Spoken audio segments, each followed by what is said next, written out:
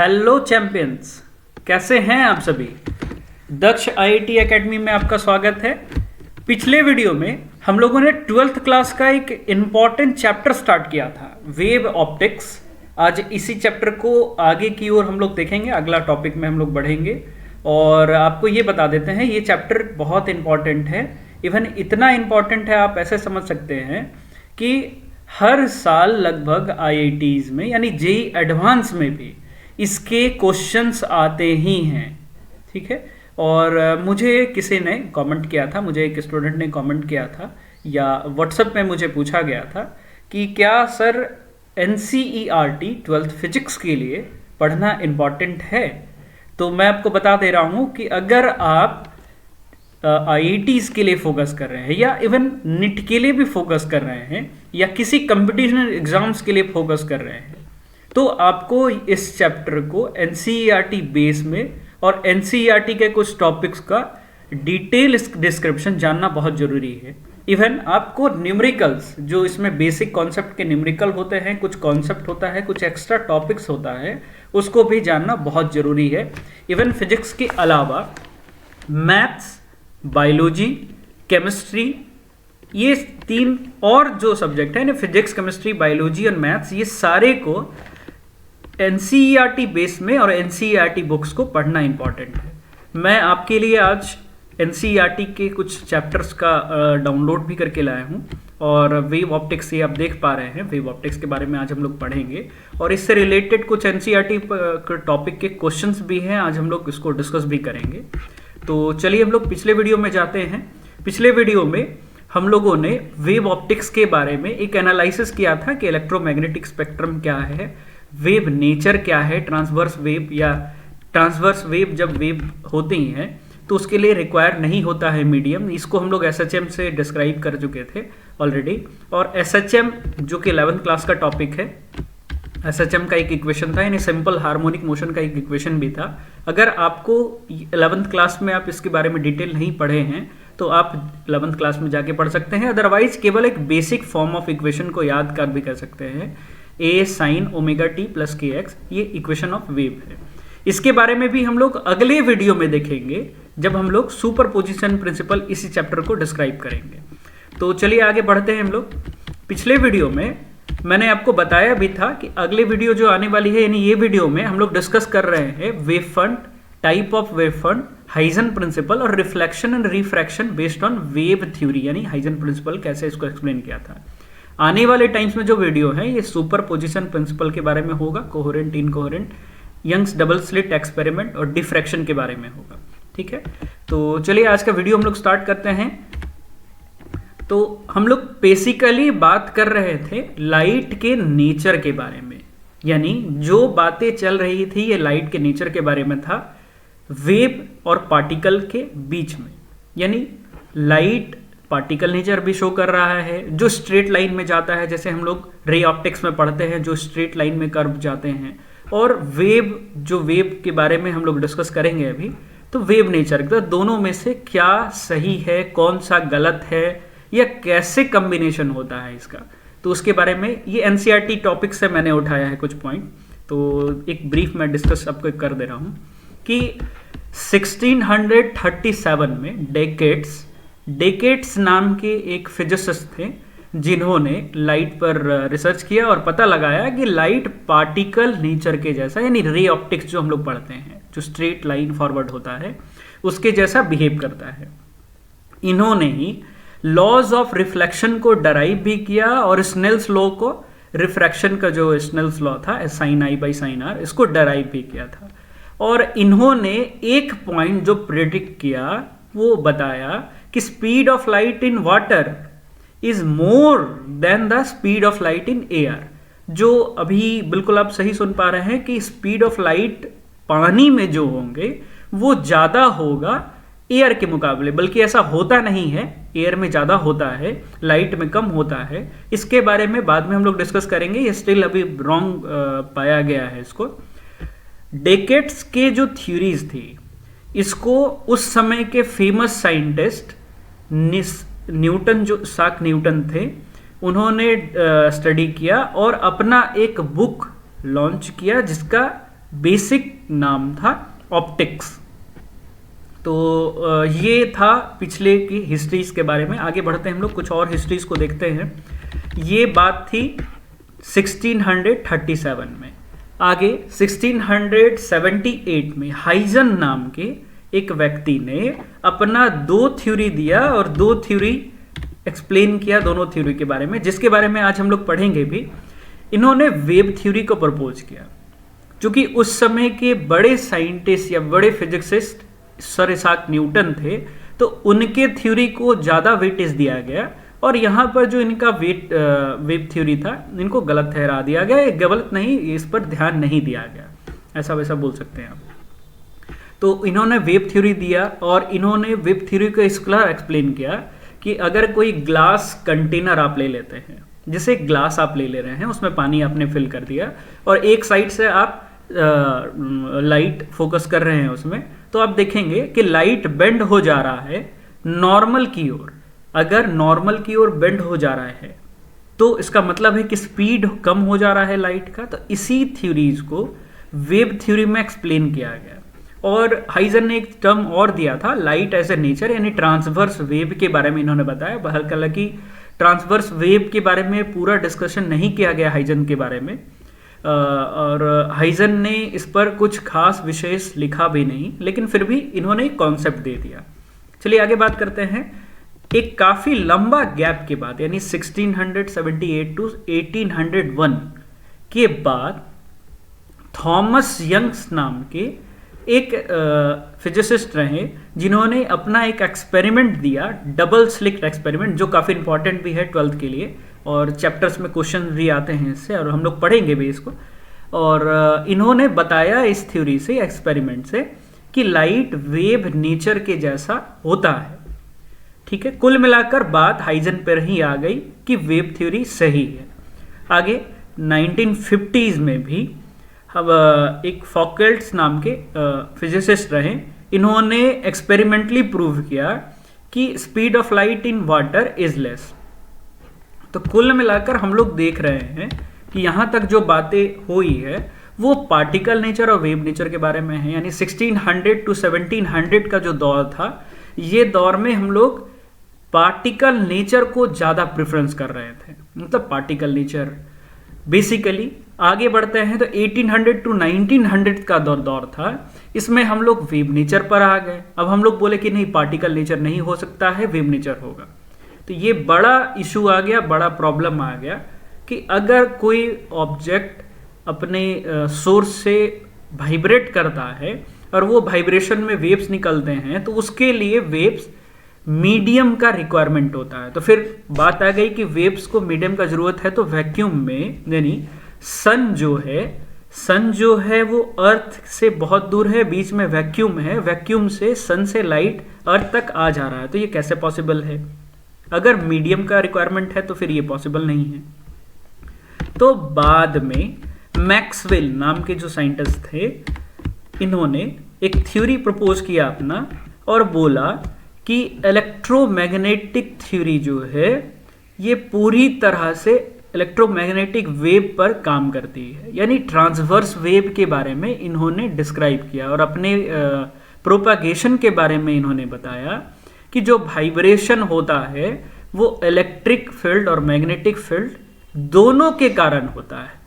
यानी जो प्रोपागेशन हो रहा है वैक्यूम में, वो इलेक्ट्रिक फील्ड के कारण भी हो रहा है और मैग्नेटिक फील्ड के कारण भी हो रहा है। और इन्होंने ही मीडियम को नहीं लेने का बात किया, यानी मीडियम का जरूरत नहीं है इलेक्ट्रोमैग्नेटिक वेव के लिए। ठीक है, तो मैक्सवेल ने बताया। बाद में ये करीब 1885 के बाद की बात है, और बाद में 1905 में आइंस्टाइन, बहुत फेमस आप जानते हैं, आइंस्टाइन ने अपना एक फेमस इफेक्ट दिया जिसको फोटो इलेक्ट्रिक इफेक्ट कहा जाता है, यानी पार्टिकल नेचर को एक्सप्लेन किया। बहुत सारी ऐसी थ्योरीज भी आई, जैसे रमन इफेक्ट, क्वांटम इफेक्ट, इस तरह की थ्योरीज भी आई। तो आइंस्टाइन ने कहा कि ये ऐसे इफेक्ट्स हैं, यानी ऐसे फिनोमेना हैं जिसको पार्टिकल नेचर से ही डिस्क्राइब किया जा सकता है, वेव नेचर से इसको डिस्क्राइब नहीं किया जा सकता है।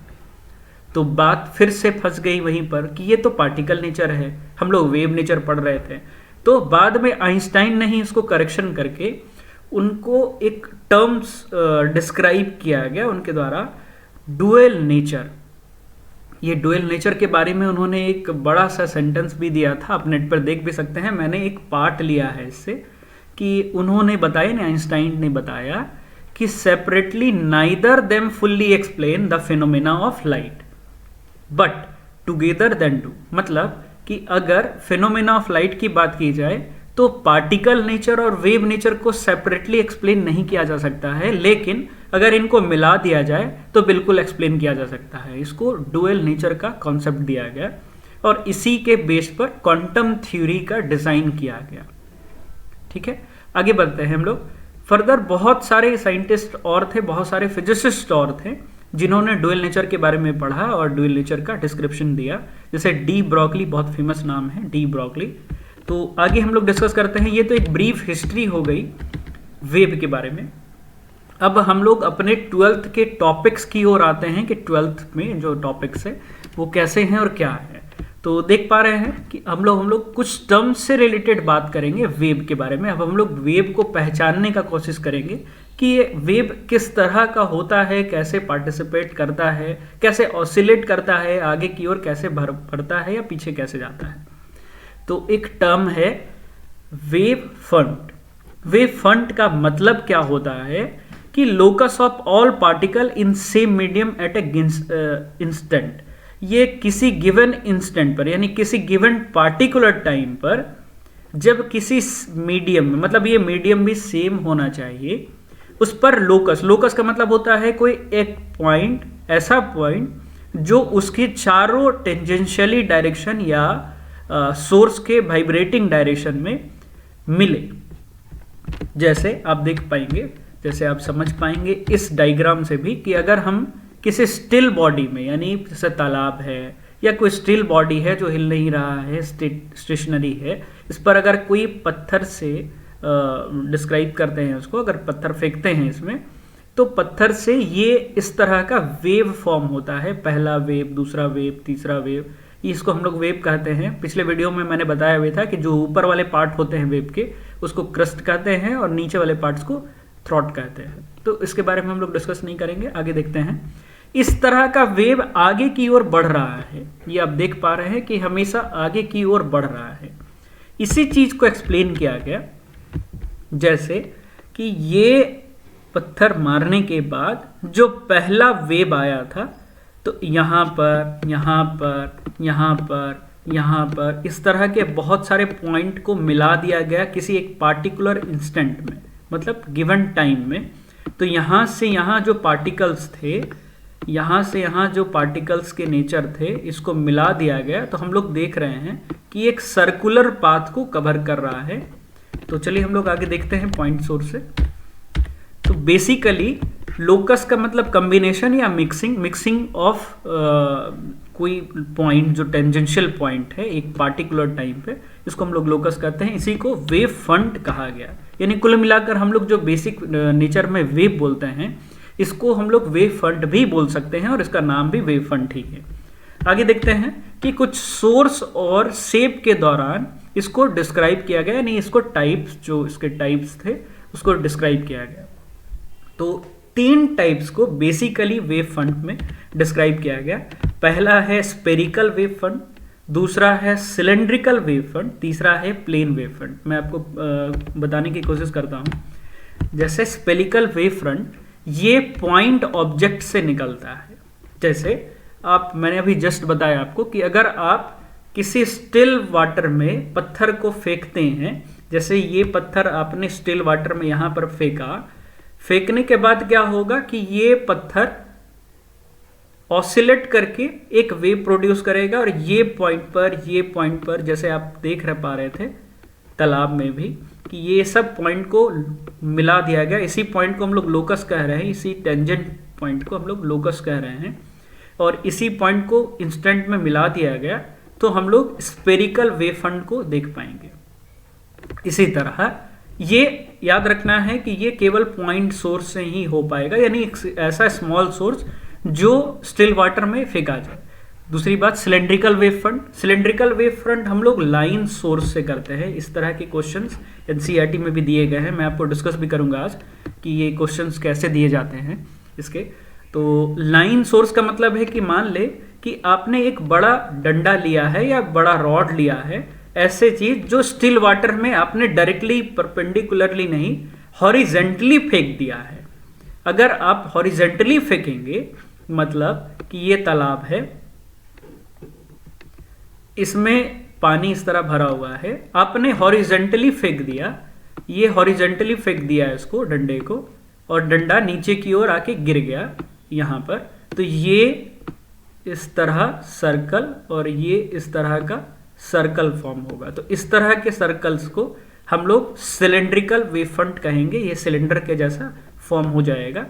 तो बेसिकली आप देख पा रहे हैं यहाँ से एक पॉइंट सोर्स के जैसा एक्ट कर रहा है। जी बिल्कुल, इस पॉइंट को ध्यान रखना है कि ये एक पॉइंट सोर्स के जैसा ही बिहेव करता है। ठीक है, आगे बढ़ते हैं हम लोग कि प्लेन वेव फ्रंट कब आते हैं। तो कोई एक पूरे 2D प्लेन को, जैसे पानी स्टिल पानी है यानी रुका हुआ पानी है, आप उसमें अपने कॉपी को, अपने कोई ऐसे पॉइंट्स है जैसे इस तरह का कोई कार्डबोर्ड आप ले ले और पानी के अंदर आप डाल दे और अचानक से इसको इस डायरेक्शन में मूव करवाएं, तो आप देखेंगे कि पीछे की ओर एक पैरेलल वेव बन रहे हैं, इस तरह के स्ट्रेट वेव बन रहे हैं। इसको हम लोग प्लेन वेव फ्रंट कहते हैं। ये कैसे होता है, ये जनरली कहाँ हम लोग ऑब्जर्व कर पाते हैं, तो ये ऑब्जर्व हम लोग इन्फिनिटी सोर्स के लिए कर पाते हैं। जैसे जब कोई स्टार से, या मान के चले कि आप सन से जो लाइट आ रही है वो अर्थ तक पहुंचने में जो वेव का सेक्शन होगा, जो शेप होगा, वो लगभग हम लोग मानते हैं कि प्लेन वेव फ्रंट होगा। यानी प्लेन यानी परपेंडिकुलर नहीं होके ये हॉरिजॉन्टली को मूव करेगा। ठीक है, तो बेसिक चीज ये है। 3 वेव फ्रंट के बारे में हम लोगों ने समझा, स्पेरिकल, सिलेंड्रिकल और वेव, प्लेन वेव। आगे इसके बारे में हम लोग डिस्कस करेंगे। तो आगे बढ़ते हैं हम लोग बेसिकली बात करते हैं, इसको दिया गया था हाइजन प्रिंसिपल के द्वारा। तो हाइजन ने बताया था अपना 2 प्रिंसिपल और डिस्क्राइब किया था वेवलेट्स और वेव फ्रंट को। ठीक है, तो चलिए देखते हैं कि हाइजन का पहला जो स्टेटमेंट था वो था every point on wave front, ये प्राइमरी वेव फ्रंट होगा, act as a fresh source of new disturbance. तो अगर आप देख पा रहे हैं यहाँ पर, तो ये पॉइंट सोर्स है और यहां पर पॉइंट सोर्स से ये एक वेव बना है। ये आप लाइन देखें, बीच वाला जो लाइन है ये एक वेव बना है, इसको हम लोग वेव फ्रंट बोल रहे हैं। ये वेव फ्रंट क्या होगा कि ये फ्रेश सोर्स के जैसा बिहेव करेगा, जो सेकेंडरी वेवलेट्स को देगा। ये वेवलेट्स एक टर्म आया है, आप कोशिश करें वेव फ्रंट और वेवलेट्स को समझने का। ये जो लोकस पॉइंट होगा इसको हम लोग वेवलेट्स कहेंगे, वेव फ्रंट कहेंगे। और वेवलेट्स क्या होगा कि जैसे इस, मान लेते हैं कि ये रे काम कर रहा है स्ट्रेट में, यहाँ पर ये पॉइंट सोर्स के जैसा मैंने आपको बताया भी है कि ये एक पॉइंट सोर्स के जैसा यहाँ काम करेगा, यहाँ काम करेगा, यहाँ काम करेगा। तो इस तरह का जो पॉइंट सोर्स काम करेगा, फिर इससे भी तो हम लोग एक वेव को निकालेंगे, यानी ये इसका भी तो एक लोकस रहेगा। तो मान लेते हैं ये लोकस पीछे भी जाएगा और आगे भी जाएगा। तो जो लोकस ये स्पेरिकल बन रहा है, यानी स्पेरिकल लोकस को हम लोग सेकेंडरी वेवलेट्स कहते हैं। यानी वेवलेट्स ये है जो स्पेरिकल होते हैं, जो पूरी तरह से पॉइंट के किनारे होते हैं। यानी अगर आप इसका बात करें तो ये लोकस को मिला करके वेव बना है। यानी जैसे इस पॉइंट की बात करें तो ये इसका लोकस है, ये बी का लोकस है, ये सी का लोकस है, तो इसको मिला करके ये वेव बना है। इसको हम लोग वेव फ्रंट कहते हैं। और इसको, ये जो पार्टिकुलर स्पेयर है, ये पार्टिकुलर स्पेयर है बी का, ये पार्टिकुलर स्पेयर है सी का, ये पार्टिकुलर स्पेयर है, इसको हम लोग वेवलेट्स कहते हैं। तो उम्मीद है कि आप समझ गए होंगे वेवलेट्स क्या है, वेव फ्रंट क्या है। ये लोकस पॉइंट है जो पूरी तरह से सब सर्कल को मिला दिया जाए तो वेव फ्रंट बनता है। और सिंगली स्पेयर का जो सरफेस होता है, जिसके लोकस होते हैं, उसको वेवलेट्स कहते हैं। तो इन्होंने बताया कि जो प्राइमरी वेव फ्रंट होते हैं वो फ्रेश सोर्स के जैसा काम करते हैं, यानी न्यू डिस्टर्बेंस करते हैं आगे की ओर या पीछे की ओर। पीछे की ओर हाइजन ने एक्सप्लेन नहीं कर पाया था, इसके कारण इसका डिफेक्ट भी बहुत सारा डिसएडवांटेज भी आ चुका था। चलिए हम लोग आगे उसके बारे में बात करेंगे। तो कुल मिलाकर हम लोग देख रहे हैं कि आगे की ओर जो वेव बढ़ते हैं ये वेवलेट्स के द्वारा बढ़ते हैं, जो कि प्राइमरी वेव फ्रंट में आते हैं, ठीक है। और ये सारे डायरेक्शन में बढ़ते हैं वेलोसिटी ऑफ लाइट के जितने स्पीड में, यानी वेलोसिटी ऑफ लाइट से बढ़ते हैं ये आगे। हम लोग आगे बात करते हैं। तो इसके बारे में हम लोग को डिस्कस किया। सेकेंड पॉइंट जो था हाइजन का ये था कि surface touching these secondary wavelets. मैंने आपको बताया था कि ये जो गोल स्पेयर है ये वेवलेट्स है। ये वेवलेट क्या है कि इसके वेवलेट के लोकस पॉइंट में, जैसे आप देख पा रहे हैं कि इसके लोकस पॉइंट को कंबाइन कर दिया गया और ये लोकस पॉइंट को हम लोगों ने वेव फ्रंट बोला और इसी को हम लोगों ने टेंजेंशियल डायरेक्शन में कनेक्ट किया है, जिसको हम लोग लोकस बोल रहे हैं। तो इन्होंने बताया था कि surface touching these secondary wavelets tangentially put into forward direction, यानी आगे की ओर हम लोग जब देखते हैं at a given instant, the new wave front is called secondary wave front. इसके कारण क्या होता है कि न्यू वेव फ्रंट फॉर्म होते हैं। तो कुल मिलाकर आप ऐसे समझ सकते हैं कि ये एक पॉइंट सोर्स था, इसके कारण पहला प्राइमरी वेव फ्रंट बना था जो ओरिजिनल वेव फ्रंट था। हर एक पॉइंट पर अपना एक सोर्स का वेव फ्रंट बनता है, यानी ये वेवलेट्स बोलते हैं हम लोग इसको, स्पेयर को, ये स्पेयर ये वेवलेट्स है। और हर वेवलेट फिर से एक लोकस पॉइंट कंबाइन करके वेव फ्रंट को प्रोड्यूस करता है, यानी ये प्राइमरी है ये सेकेंडरी है। चलिए आगे देखते हैं। ये दो पॉइंट हाइजन के द्वारा एक्सप्लेन किए गए थे। मैंने बताया कि डिस्टेंस जो है यहाँ पर जो स्पीड ऑफ लाइट की डिस्क्राइब किया गया, यहाँ पर आप देख पा रहे हैं जो इसका स्पीड लाइट का था उसी के द्वारा इसको एक्सप्लेन किया गया है। जैसे एक पॉइंट है कि डिस्टेंस ट्रेवल बाय स्पीड, यानी हम लोग यहाँ पर बेसिकली वेव की बात कर रहे हैं। यहाँ जो लाइट की बात कर रहे हैं हम लोग t सेकेंड के लिए, वो c इंटू टी है। c क्या है? Speed of light in air. इसके बारे में हम लोग बाद में बात करेंगे कि ये आप जानते भी हैं। और t टाइम टेकन है, तो डिस्टेंस क्या होगा? c इंटू टी, ये आप देख पा रहे हैं। और दूसरा एक नोट पॉइंट है, wave front is propagated parallel to itself. आप यहाँ पर देख पाएंगे और समझ भी पाएंगे कि वेव फ्रंट जो है, जैसे इस पॉइंट का वेव फ्रंट ये टेंजेंशियली इस डायरेक्शन में है, दूसरे पॉइंट का वेव फ्रंट टेंजेंशियली इस डायरेक्शन में है। आप देख पा रहे हैं ये दोनों लाइन पैरेलल है। यहाँ भी आप अगर देख पाएंगे तो मैं आपको दिखाता हूँ कि जैसे ये पॉइंट है तो ये पॉइंट में और ये पॉइंट में, तो आप देख पा रहे हैं कि वेव फ्रंट जो है आपस में पैरेलल है। हर टेंजेंशियल पॉइंट पर ये आपस में पैरेलल होंगे। तो ये दोनों पॉइंट को हम लोग डिस्कस किए कि वेव फ्रंट किस पैटर्न पे होते हैं। चलिए हम लोगों ने अभी तक जो डिस्कस किया है उसको फिर से देख लेते हैं। वेव फ्रंट जो लोकस है हर पॉइंट का, हम लोगों ने स्पेरिकल वेव फ्रंट को डिस्कस किया।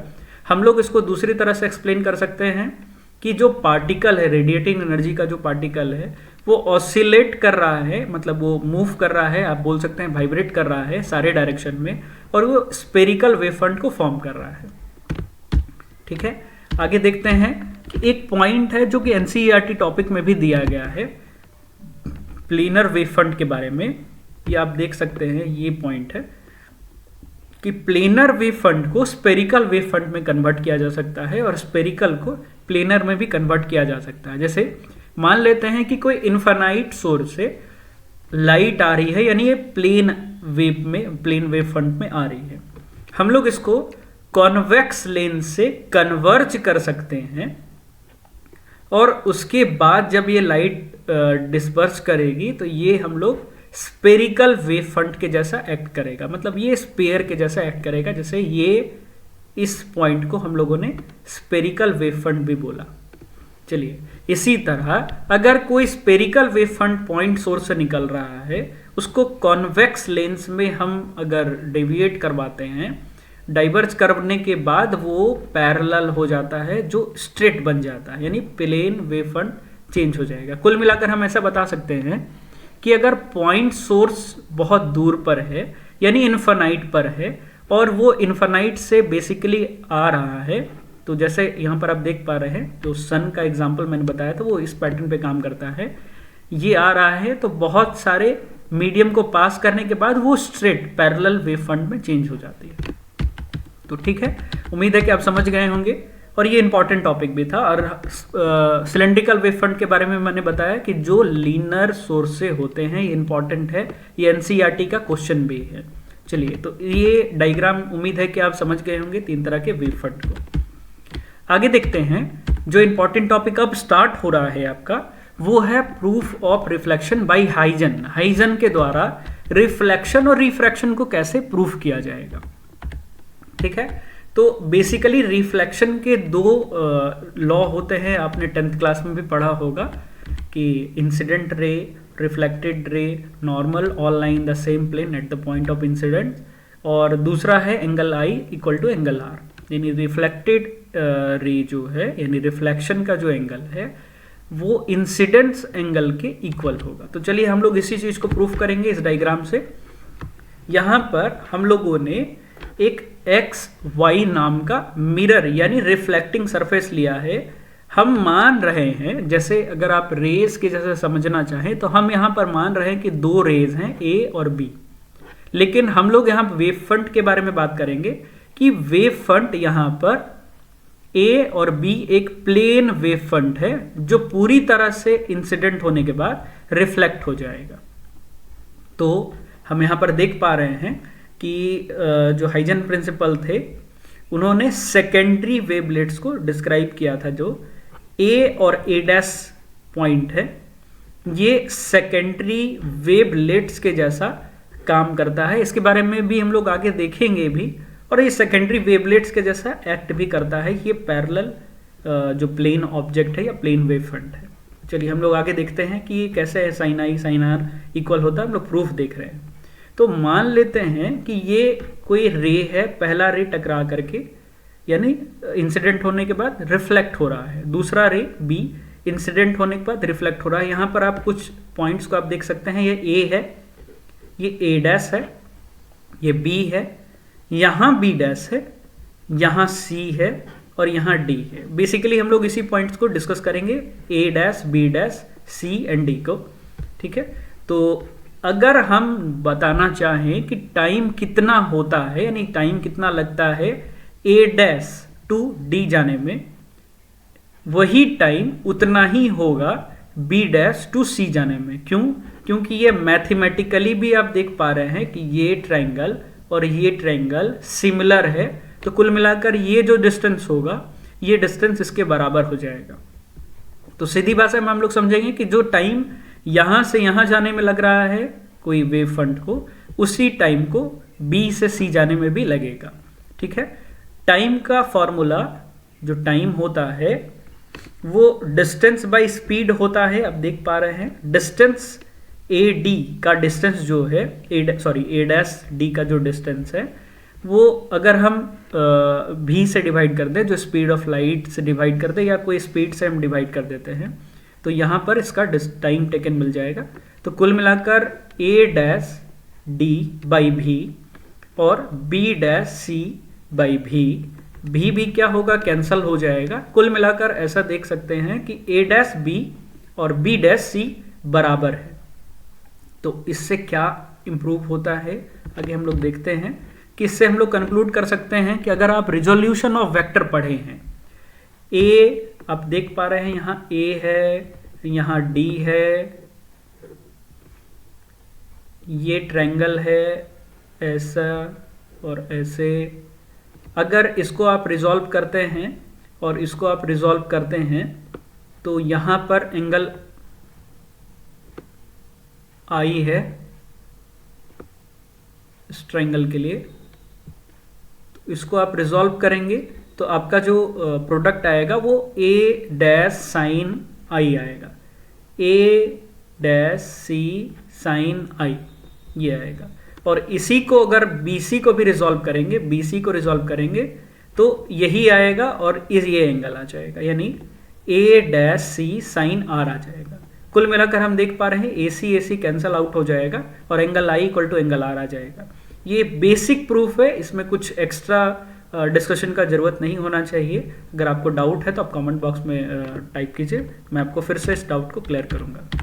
तो कुल मिलाकर हम लोग देख पा रहे हैं कि ये वेव फ्रंट जो था, वेवलेट्स जो आए थे यहाँ पर बन रहे थे वेव फ्रंट में, तो वो इक्वल एंगल में इंसिडेंट हो रहे थे, यानी एंगल I और एंगल R बराबर है, जो कि पहला रिफ्लेक्शन का लॉ भी है। और दूसरा है कि इंसिडेंट वेव फ्रंट, जैसे इंसिडेंट रे, रिफ्लेक्टेड रे और normal all lie in the same plane, तो यहाँ पर incident wave front AB, reflected wave front, and reflected wave front यहाँ पर क्या है, यहाँ रिफ्लेक्टेड वेव फ्रंट है SR, ठीक है। तो और नॉर्मल के बारे में आप जानते हैं, सारे सेम प्लेन पर हैं। तो कुल मिलाकर हम बोल सकते हैं कि हाइजन ने अपने वेव थ्योरी से रिफ्लेक्शन को प्रूव किया। आगे बढ़ते हैं, रिफ्रैक्शन की ओर बढ़ते हैं हम लोग। तो रिफ्रैक्शन को कैसे प्रूफ करते हैं, तो मान लेते हैं कि यहां पर ये वेवलेट्स है, A1 वेवलेट्स है, B1 वेवलेट्स है, और ये वेव फ्रंट है जो वेवलेट्स आगे की ओर बढ़ रहा है, एक रे के जैसा काम कर रहा है।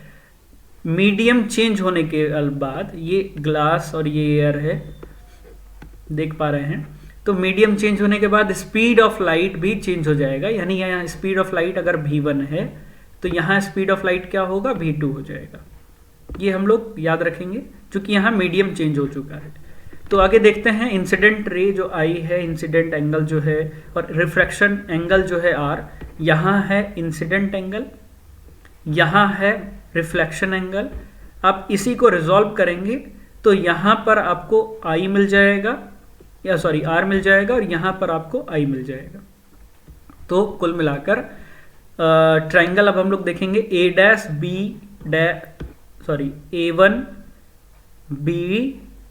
B1, A1 B'B1, ये ट्रायंगल को हम लोग देख रहे हैं, ये वाला ट्रायंगल को। ये ट्रायंगल में क्या है कि एंगल जो है BA-B1, यही एंगल I के बराबर है, यानी साइन I हम लोग इसको अप्रोक्सीमेटली लिख सकते हैं, यानी साइन एंगल इतना को हम लोग साइन I भी लिख सकते हैं। साइन का मतलब perpendicular by hypotenuse, perpendicular by hypotenuse, इसके बारे में आपने 10th क्लास में भी पढ़ा होगा। यहां पर इस ट्रायंगल के लिए ये चूंकि 90 डिग्री है, ये एंगल है, तो इसके लिए जो परपेंडिकुलर होगा वो होगा B'B1, और हाइपोटेनस जो होगा A1 B1, ये हाइपोटेनस है। तो आप देख पा रहे हैं B' A1 B1। इसी तरह एक ट्रायंगल हम लोग दूसरा लेंगे A1C B1, A1C B1। इस ट्रायंगल को अगर हम लेते हैं तो ये ट्रायंगल में भी इसी तरह साइन R निकालेंगे तो हम लोगों को वैल्यू B' A1C निकल जाएगा। ये वैल्यू A1C यानी ये बेस बाई हाइपोटेनस होता है। तो कुल मिलाकर ये वैल्यू आपको डिस्कवर हो जाएगा। ये बेस है इसका, ये लाइन इसका बेस होगा, हाइपोटेनस ये लाइन होगा। तो ये दोनों को अब क्या करेंगे कि इसको हम लोगों ने इक्वेशन 1 ले लिया, इसको इक्वेशन 2 ले लिया, साइन I साइन R आ चुका है, दोनों को हम लोग डिवाइड करते हैं तो दोनों में नीचे जो है ये दोनों सेम है, कैंसल आउट हो जाएंगे। कुल मिलाकर sine I by sine R equal to ये बचेगा B' B और A' C। ये दोनों आप देख पा रहे हैं, देखिए मैं आपको फिर से शो करवाता हूं। ये लाइन बच रहा है और ये लाइन बच रहा है, और अब हम लोग देखेंगे कि ये लाइन है, यानी ये यहाँ से यहाँ का डिस्टेंस है। डिस्टेंस को अगर हम लिखेंगे तो स्पीड इनटू टाइम के जैसा लिखेंगे। स्पीड यहाँ पर क्या था, v1 का था, यहाँ पर क्या था, v2 का था, ये v2 है। तो अगर हम लोग स्पीड इनटू टाइम लिखते हैं तो v1 इंटू टी, चूंकि टाइम टेक इन जो है वो हम एक पार्टिकुलर इंस्टेंट पे ले रहे हैं, इसीलिए टाइम यहाँ पर इक्वल ले रहे हैं, ये गिवन इंस्टेंट के लिए ले रहे हैं। अब हम लोग देखेंगे कि कुल मिलाकर बात ऐसी है कि टी टी कैंसिल हो जा रहा है और v1 बाई v2 हो जा रहा है, और sine i by sine r, v1 by v2 यानी चेंज इन वेलोसिटी जो हुआ है उसी को हम लोग रिफ्रैक्टिव इंडेक्स भी कहते हैं, यानी पहले मीडियम से दूसरे मीडियम में जाने में जो स्पीड का चेंज हुआ है उसको रिफ्रैक्टिव इंडेक्स भी कहते हैं। इसी को स्नेल्स लॉ भी कहते हैं, इस लॉ को। और यही हाइजन ने प्रूफ भी किया था कि रिफ्रैक्शन का जो लॉ है और रिफ्लेक्शन का लॉ है उसको प्रूफ किया गया इस पर। तो कुल मिलाकर हम लोगों ने देखा आज के वीडियो में कि हाइजन प्रिंसिपल ने वेवलेट्स को डिस्क्राइब किया, वेवलेट्स वेव फ्रंट के बारे में बताया और इससे कुछ टॉपिक को एक्सप्लेन किया जैसे रिफ्लेक्शन, रिफ्रैक्शन। लेकिन बहुत सारे ऐसे टॉपिक्स थे, जैसे आगे हम लोग पढ़ेंगे इस टॉपिक के बारे में, इंटरफेरेंस है, डिफ्रैक्शन है, तो ऐसे भी टॉपिक्स थे जिसको हाइजन नहीं बता पाए थे। तो बाद में क्या हुआ था कि बैकवर्ड डायरेक्शन के बारे में भी इन्होंने कुछ डिस्कशन नहीं किया था, तो इसके बारे में हम लोग अगले वीडियो में देखेंगे। और आज के टाइम में भी मैं आपको दिखाता हूँ NCERT बुक जो है उसमें इससे रिलेटेड कुछ क्वेश्चन भी है, मैं आपको दिखाता हूँ। NCERT के इंटरनल क्वेश्चन भी काफी इंपॉर्टेंट होते हैं। देखिए, देख पा रहे हैं यहाँ से, यहाँ पर एक्सरसाइज के क्वेश्चन है। ये क्वेश्चन जो है ये आज के टॉपिक से रिलेटेड है हमारा ये टॉपिक, तो इसको हम लोग डिस्कस कर लेते हैं आज थोड़ा। क्वेश्चन कुछ इस तरह का था।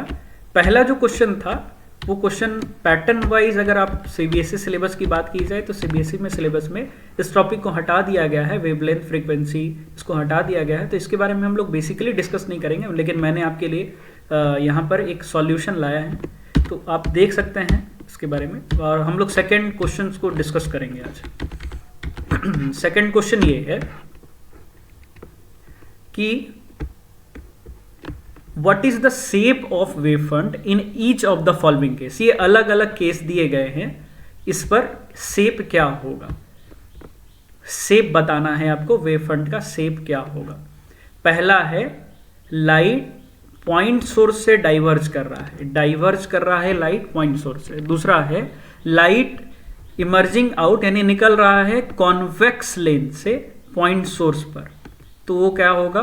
तीसरा है कि the portion of wave front distance star से, जब किसी का वेव फ्रंट में जैसे लाइट अर्थ पर आ रही है तो उसको हम लोग कैसे देख पाते हैं या कैसे डिस्क्राइब करते हैं। तो चलिए हम लोग देखते हैं।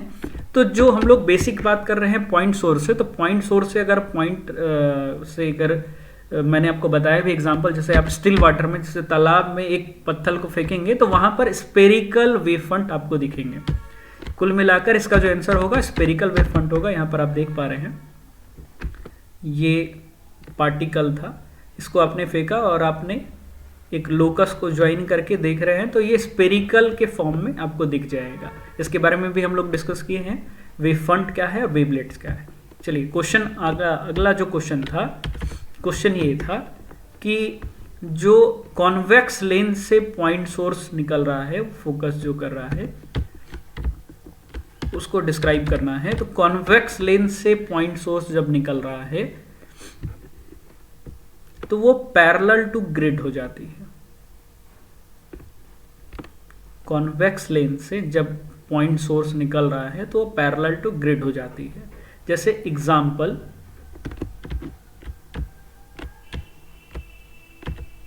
यहां पर आपने देखा है the portion of wave front of light distance star, अलग अलग जो दूरी पर स्टार हैं वहां से, या जैसे मान के चले सन से जो लाइट आ रहा है तो हम लोग मान के चलते हैं कि वो अपने मैंने आपको डिस्क्राइब भी किया कि वो वेव फ्रंट पैरेलली आते हैं हमारे पास, वो कन्वर्ज होके आते हैं। ठीक है, तो यहाँ पर आप बात कर सकते हैं the portion of wave front of light from a distance star interpret by the earth is plane. जो यहाँ पर जो आते हैं वो प्लेन आता है, ये सरफेस प्लेन हो जाता है, प्लेन वेव फ्रंट। ठीक है, तो 3 क्वेश्चंस हम लोगों ने देखे इस पर, और उम्मीद है कि वीडियो आपको अच्छा लगा होगा। आने वाले टाइम्स में हम लोग इंटरफेरेंस के टॉपिक्स को डिस्कस करेंगे, सुपरपोजिशन प्रिंसिपल को देखेंगे। ठीक है, और आपसे फिर से उम्मीद है कि आप इस टॉपिक को अच्छे से वीडियो को देखेंगे और इस टॉपिक को काफ़ी फोकस होके पढ़ेंगे, क्योंकि ये क्वेश्चंस आईआईटीज में भी आते हैं, मैं आपको बता रहा हूँ, और सीबीएसई में हर साल इस टॉपिक से रिलेटेड बड़े क्वेश्चंस आते हैं। ठीक है, तो अगले वीडियो में हम लोग सुपरपोजिशन प्रिंसिपल को देखेंगे, coherent source, incoherent source, deflection देखेंगे, डिस्पर्शन देखेंगे, और डिफ्रैक्शन ऑफ लाइट को भी देखेंगे। ठीक है, तो दक्ष आईआईटी एकेडमी में ज्वाइन होने के लिए थैंक यू, और वीडियो अच्छा लगा तो सब्सक्राइब करें, लाइक करें, शेयर करें।